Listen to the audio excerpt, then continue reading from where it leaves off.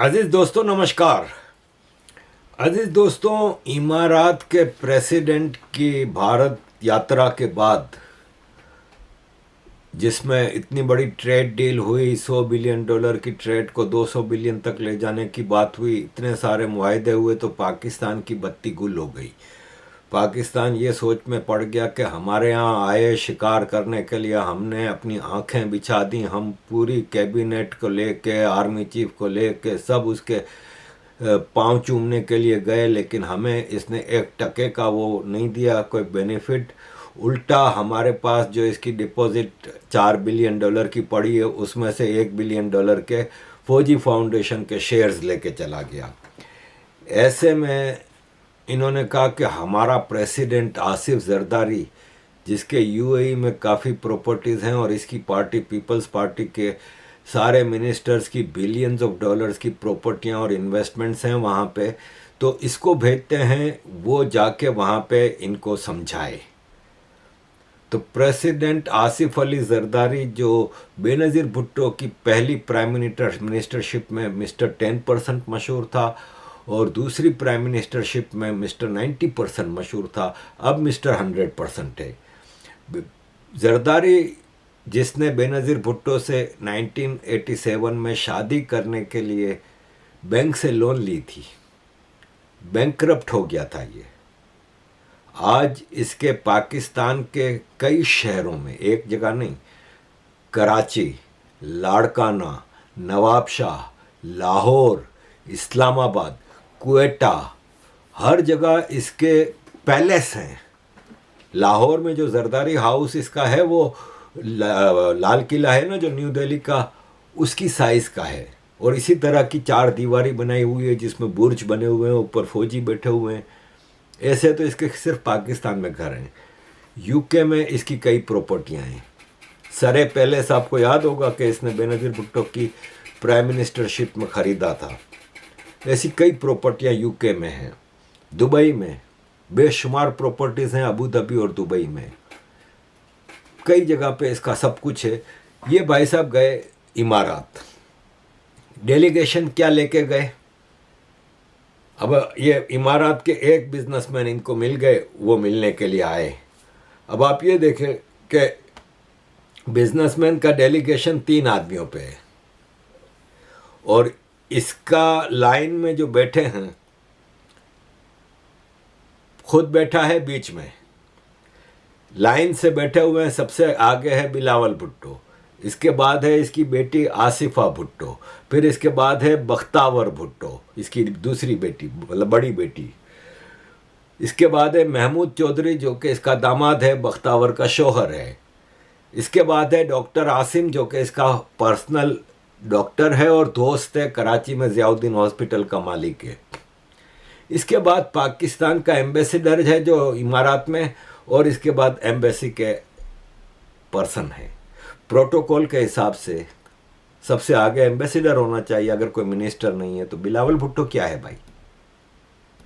आसिफा भुट्टो क्या है? बख्तावर भुट्टो। तो फिर बख्तावर भुट्टो के 3 बेटे भी हैं छोटे छोटे, उनको भी बिठा देते भाई। और वहां पे ये क्या पाकिस्तान के लिए बात करेगा? इसका जवाब ये आया, ये भाई साहब उधर से हो के आ गए, तो इसका जवाब ये आया कि इमारात के प्रेसिडेंट मोहम्मद बिन जैद बिन सुल्तान अल नहयान सोमवार को वापस भारत आ रहे हैं। और इस बार सुनाए कि कुछ और ज़्यादा लंबी चौड़ी बात हो रही है। और सबसे बड़ा जो झटका, ये कह रहे थे ना कि सऊदी अरब हमारे साथ है और इंडिया के खिलाफ है और ये और वो, 22 अरब कंट्रीज का एक अरब लीग करके ऑर्गेनाइजेशन है, जिसमें 22 अरब कंट्रीज जो हैं वो मेंबर हैं। इनका अक्सर इजलास होता रहता है, लेकिन ज़ाहिर इजलास कभी सऊदी अरब में होता है, कभी दुबई में होता है, कभी इजिप्ट में होता है, अरब कंट्रीज में होता है, अरब लीग है। उनका इजलास न्यू दिल्ली में हो रहा है। 22 अरब कंट्रीज के हेड ऑफ स्टेट या फॉरेन मिनिस्टर या कोई और मिनिस्टर आएंगे। अरब लीग का इजलास भारत में हो रहा है। पाकिस्तानी बैठ के सोच रहे हैं कि यार ये हो क्या रहा है। ये Brian Moynihan, CEO Bank of America, कह रहे हैं कि हम जब भी किसी बिजनेसमैनों से बात करते हैं तो हर बिजनेसमैन जिनसे मैं बात करता हूं वो कहता है कि इंडिया एक लैंड ऑफ अपॉर्चुनिटी है, हमें इंडिया के साथ काम करना चाहिए।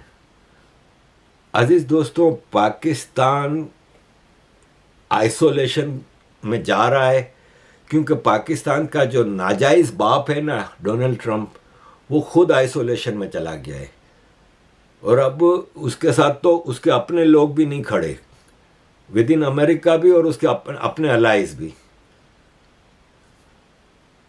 और प्राइम मिनिस्टर नरेंद्र मोदी, जिनके बारे में पाकिस्तान दावा कर रहा है कि वो भारत को आइसोलेशन में लेके गए, चाइना पाकिस्तान के साथ है ज़रूर लेकिन बार बार अब कह रहा है कि हमारी भारत के साथ दोस्ती भी है, पार्टनरशिप भी है। Russia, Brazil, south Africa, Arabian country सारे, और बेशुमार, यूरोपियन यूनियन आपने देखा, यूके आपने देखा, ऑस्ट्रेलिया, जापान। तो ये करंट सिचुएशन है। ऐसे में मुझे बड़ा दुख होता है जब मुस्लिम भारत के लीडरशिप और टट्टू जो फॉरेन एजेंडे पे काम करते हैं, विदेशी एजेंडे पे जो काम करते हैं, वो इस तरह की बातें करते हैं। हमारे ताल्लुकात हमेशा ईरान से बहुत करीबी रहे, झगड़े भी हुए हैं हमारे। हिंदुस्तान जब बादशाहत हमारे यहाँ थी और ईरान में बादशाहत थी तो झगड़ा कहाँ होता था? कद्दार पे होता था। हिंदुस्तान की सल्तनत आधे अफगानिस्तान पे रहती थी। इसीलिए मैंने हमेशा कहा है कि जिन लोगों को हम फॉरेन इन्वेडर अपनी किताबों में छपाते हैं कि कोई लोदी है, कोई गजनी है, कोई ये है, ये सब हिंदुस्तानी लुटेरे थे, ये बाहर से नहीं आए थे। पॉलिटिकली ये कन्वीनियंट है कि साहब हुआ उन्होंने ये तोड़ दिया वो तोड़ दिया, सब हिंदुस्तानी थे। ये आरफा खानम शेरवानी इसका इंटरव्यू कर रही है। ये भारत का वाइस प्रेसिडेंट हुआ करता था। इसके ऊपर ये भी इल्ज़ाम है कि जब ये ईरान में भारत का एम्बेसडर था तो इसने भारत की रॉ को बिल्कुल नंगा कर दिया था। ईरानियन गवर्नमेंट के आगे सारे पोल खोल दिए थे। ये वाइस प्रेसिडेंट था भारत का। भारत ने भी कितना भयानक वक्त गुजारा है 2014 तक, कैसे कैसे लोग भारत के रूलिंग ओलिगार्की रहे। और अरफा खानम शेरवानी बड़े प्यार से इसके साथ इंटरव्यू ले रही है, तो आप समझ सकते हैं कि किसकी साजिश कहाँ कहाँ चल रही है। ये कह रहा है कि अफ़गानिस्तान तो भारत का हिस्सा था, तो अफ़गानिस्तान से जो लुटेरे आते थे, गजनी और लोधी और ये सब, ये भारत के हिस्से थे। किस तरह लॉन्ड्री चल रही है, किस तरह वाइट वॉशिंग हो रही है इन्वेडर्स की, कि इन्वेडर्स से नफरत नहीं करो, ये तो हमारे अपने इंडियन थे, लूट मार के लिए थोड़ी आते थे, अपने इलाके में आ रहे थे। भारत अफगानिस्तान पे एक ज़माना था कब्जा था। उस वक्त अफगान इस्लाम भी नहीं था। गंधारा तहजीब और जो गौतम बुद्ध के जो पुजारी उधर थे मानते हैं, लेकिन इस्लाम के आने के बाद तो नक्शा चेंज हो गया। तो जो इन्वेडर थे वो इंडियन नहीं थे, मुस्लिम अफगानी थे। और आपको मैं बता दूं कि इस्लामिक एम्पायर्स में ज़्यादातर कंट्रीज़ को के हिस्से जो है ना, वो खलीफा किसी को भी खुश होकर भेज देता था। जैसे कि आपको पता है टीपू सुल्तान का बाप हैदर अली एक तुर्क था, सुबक्तगीन का बेटा था। उसको खुश होकर खलीफा ने इंडिया में जागीर दे दी थी। महमूद गजनवी वॉज ए तुर्क ओरिजिन, अफगान नहीं था। अफगान जो मॉडरेट अफगान है वो तो मानते ही नहीं इसको अफगान। तो ये सब मुस्लिम इन्वेडर्स थे। इसकी तुम वाइट वॉशिंग करके दुनिया को धोखा नहीं दे सकते। अजीज दोस्तों, अच्छा, यही लोग छत्रपति शिवाजी महाराज को रिकॉग्नाइज नहीं करते। समझे? जो भारत का है, महाराणा जी या प्रताप, महाराजा रंजीत सिंह, ये इनकी नज़र में गैर हैं जो कि इंडिजिनियस इंडियन थे। हैदराबाद के मीर उस्मान अली खान इनके पिताजी थे, जो कि वो भी इन्वेडर थे। एनीवे, अजीज दोस्तों, ये आपने भारत के मुसलमान देखे, यहाँ पे आप देख लें कि पाकिस्तान के हिंदुओं के साथ क्या हो रहा है। एक बिल आया था पाकिस्तान की पार्लियामेंट में कि फोर्स्ड कन्वर्जन जो अंडर एज लड़कियों की हो रही है, हिंदू लड़कियों की, उसको रोका जाए। तो इस पे ये ओरिया मकबूल जान, जिसकी बेटी अमेरिका में रहती है, पढ़ती है, अमेरिकन ड्रेस पहनती है, वो इस्लाम का सबसे बड़ा चैंपियन बनता है। ये कह रहा है ये तो प्रॉफिट मोहम्मद की और इस्लाम की एजुकेशन के खिलाफ है। अगर हम किसी हिंदू लड़की को कन्वर्ट भी नहीं कर सकते इस्लाम की तरफ, तो फिर पाकिस्तान क्यों बनाया था? तो भाई साहब, यही मैसेज इंडिया के मुसलमानों को भी दो कि पाकिस्तान अगर सिर्फ इस्लाम के लिए और मुसलमानों के लिए बना था तो लेके जाओ सारे 200 मिलियन मुसलमानों को। फिर ये सऊदियों से ज़्यादा मुसलमान बनने की कोशिश करते हैं, जबकि सऊदी अरब इस्लाम का कैपिटल है। अजीज़ दोस्तों, सऊदी अरब, चूँकि आपको पता है अगले महीने रमज़ान आ रही है, तो सऊदी अरब ने ऐलान कर दिया है कि रमज़ान में स्पीकर पे कोई अजान, कोई बात नहीं होगी। अभी तो और सख्त कानून रमज़ान के हवाले से सऊदी अरब में आने, जो कि मुसलमानों को पसंद नहीं है, पाकिस्तान, इंडिया, बांग्लादेश के मुसलमानों को। और यहाँ पे इनके जो पाकिस्तान, इंडिया, बांग्लादेश में रमज़ान में इनके जो ड्रामे शुरू होने, वो आप देखिएगा। अजीज़ दोस्तों, थोड़ा बात हो जाए इकोनॉमी के ऊपर। ये आतिफ हनीफ है, अल बरका बैंक पाकिस्तान के चीफ, ये कह रहे हैं हलाल इकोनॉमी में पाकिस्तान बहुत पीछे है। 4 सेगमेंट्स हैं हलाल इकोनॉमी के: गोश्त, pharmaceutical and cosmetics, tourism, fashion. और पाकिस्तान इन सब में बहुत पीछे है। पाकिस्तान इसमें कुछ कंट्रीब्यूट नहीं कर सकता। अगर हम इसमें अपनी ट्रेड बढ़ाएं तो $400 बिलियन की हम खाली हलाल एक्सपोर्ट्स कर सकते हैं। अजीज़ दोस्तों, ये हलाल एक्सपोर्ट्स है ना, वो यूनाइटेड नेशंस, हलाल इकोनॉमी है ना, ये यूनाइटेड नेशंस के ह्यूमन राइट्स चार्टर के खिलाफ है। क्योंकि आप किसी को रिलीजन के बेस पे या किसी बेस पे डिस्क्रिमिनेट नहीं कर सकते। आपको हिंदू मंदिरों के बाहर मुसलमान दुकानें लगा के बैठे हुए दिखेंगे, आपको हिंदू रेस्टोरेंटों में, होटलों में मुसलमान काम करते देखेंगे, कुक भी होंगे, सब कुछ होंगे। आपको किसी मुसलमान मस्जिद के पास हिंदू नहीं दिखेगा। आपको किसी मुसलमान रेस्टोरेंट में अलाउड ही नहीं है नॉन मुस्लिम को काम करना, क्योंकि हलाल का मसला है। सबसे बड़ी बात, फार्मास्यूटिकल और कॉस्मेटिक्स में हलाल कहाँ से आ गया? टूरिज्म में हलाल कहाँ से आ गया? फैशन में हलाल कहाँ से आ गया?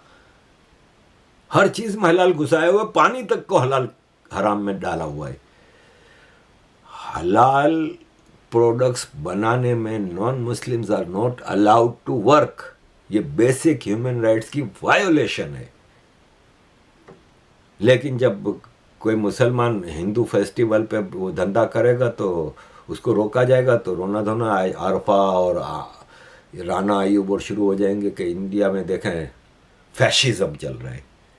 ये फैशिज्म नहीं है कि हलाल प्रोडक्ट्स के लिए कोई non Muslim you can not higher.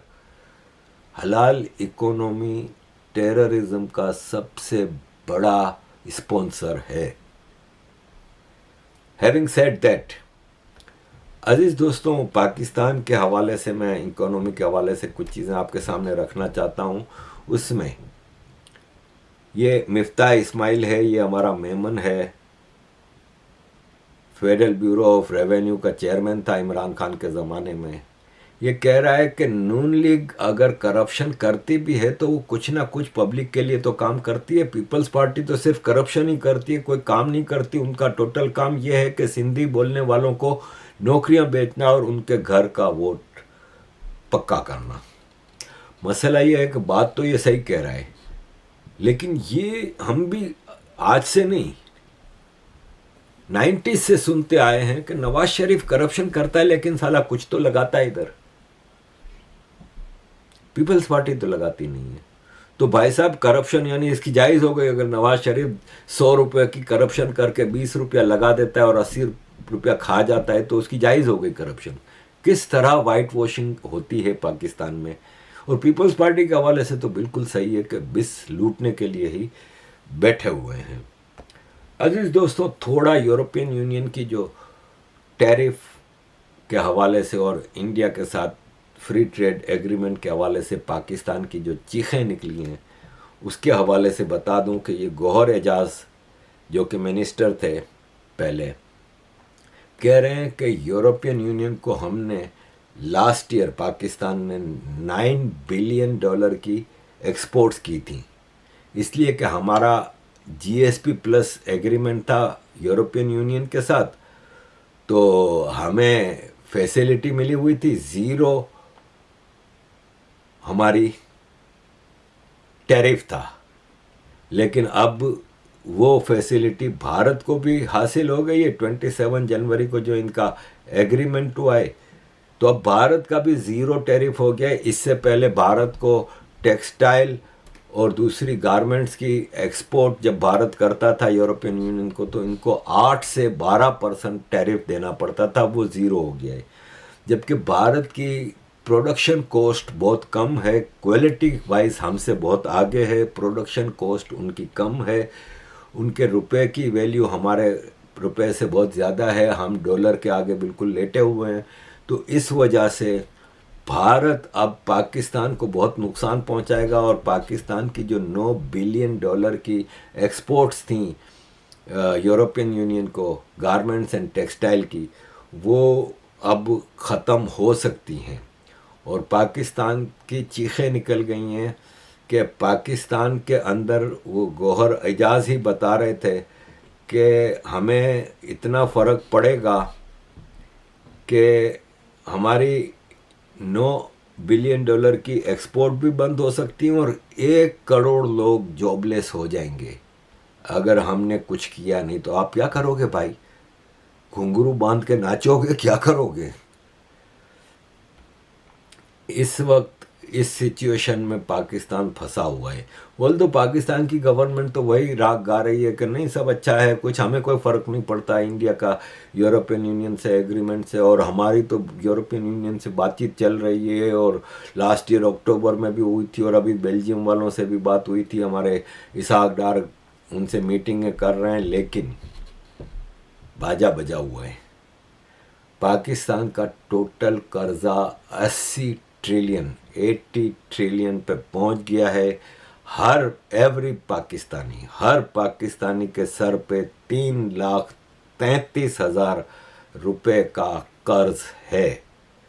Trade deficit जो पाकिस्तान का है वो 44% हो गया है।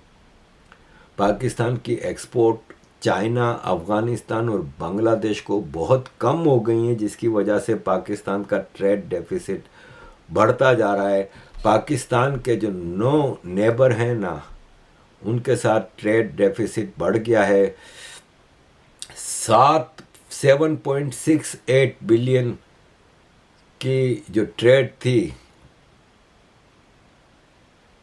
वो ट्रेड डेफिसिट है इस वक्त, वो 5.32 था लास्ट ईयर।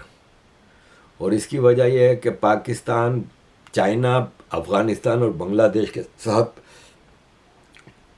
ट्रेड बंद हो गई है तकरीबन। ख़ास तौर पे अफ़गानिस्तान से बिल्कुल ज़ीरो है, जो कि पाकिस्तान की एक बहुत बड़ी एक्सपोर्ट अफ़गानिस्तान और वाया अफ़गानिस्तान सेंट्रल एशिया और कई जगहों पे हो रही थी। इसके अलावा शिपमेंट जो बांग्लादेश और श्रीलंका के थे वो भी बंद हो गए हैं। ये सब डेटा जो है वो स्टेट बैंक ऑफ पाकिस्तान के दिए हुए हैं। अजीज दोस्तों, एक बात खुशखबरी है पाकिस्तानियों के लिए कि ग्वादर से पाकिस्तान गधों का गोश्त चाइना 50 कंटेनर हर महीने भेज रहा है, गधों के गोश्त का।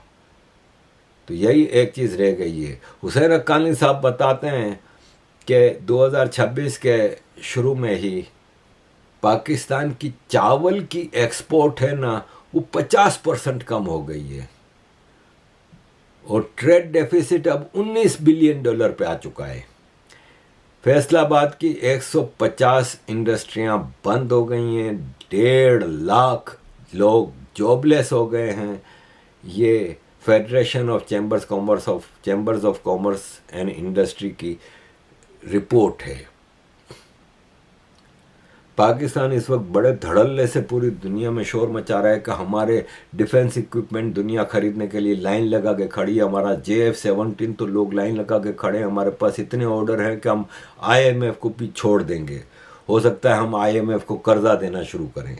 जबकि ग्राउंड रियलिटी ये है कि डिफेंस प्रोडक्शन के मिनिस्टर रज़ा हयात हराज, ये रज़ा हयात हराज है ना, इसका बेटा ऑक्सफोर्ड यूनियन का प्रेसिडेंट है। लंदन की यूनिवर्सिटी, ऑक्सफोर्ड यूनिवर्सिटी का यूनियन का प्रेसिडेंट है। आपको याद होगा अभी पिछले दिनों एक डिबेट भी हुई थी ऑक्सफोर्ड यूनियन में, जिसमें पाकिस्तानी जो बड़े खुश हो रहे थे कि हमने जीत ली डिबेट, ये रज़ा हयात हराज का बेटा था। एनीवे, रज़ा हयात हराज प्रोडक्शन मिनिस्टर का बयान है कि पाकिस्तान की JF-17 बेचने के लिए कई मुल्कों से बातचीत चल रही है, लेकिन अभी तक हमें ऑर्डर एक भी नहीं मिला, क्योंकि वो बहुत सारी इंक्वायरीज कर रहे हैं और बहुत सोच विचार कर रहे हैं। रॉयटर्स को बोला इन्होंने कि हमारी अभी तक कोई भी 1% का ऑर्डर नहीं आया। कर्जे का देखें तो IMF पाकिस्तान का जो टोटल कर्जा है उसका 8.3% IMF, 14% world bank, 19% China, private बैंकों से 29% और बाकी 29% शॉर्ट टर्म लोन्स और मुख्तलिफ छोटे कंट्रियों से, और ये सब है। ऐसे में आर्मी के लिए खुला डुल्ला पैसा है। शहबाज शरीफ ने अभी पाकिस्तान आर्मी को $7 बिलियन के एडिशनल फंड दिए। आर्मी इतना बड़ा शेयर नेशनल बजट से ले जाती है, इसके अलावा सिविलियन बजट से आर्मी की पेंशन्स और ये जो ऑपरेशन जगह जगह करते हैं उसके पैसे सिविलियन बजट से ले जाते हैं, और अब एडिशनल $7 बिलियन। आर्मी के लिए इनके पास बहुत पैसा है, लेकिन आम आदमी के लिए, पब्लिक के लिए कुछ पैसा नहीं है। दिस इज़ पाकिस्तान अजीज़ दोस्तों। थैंक यू वेरी मच अजीज़ दोस्तों for all your support. Kindly keep supporting.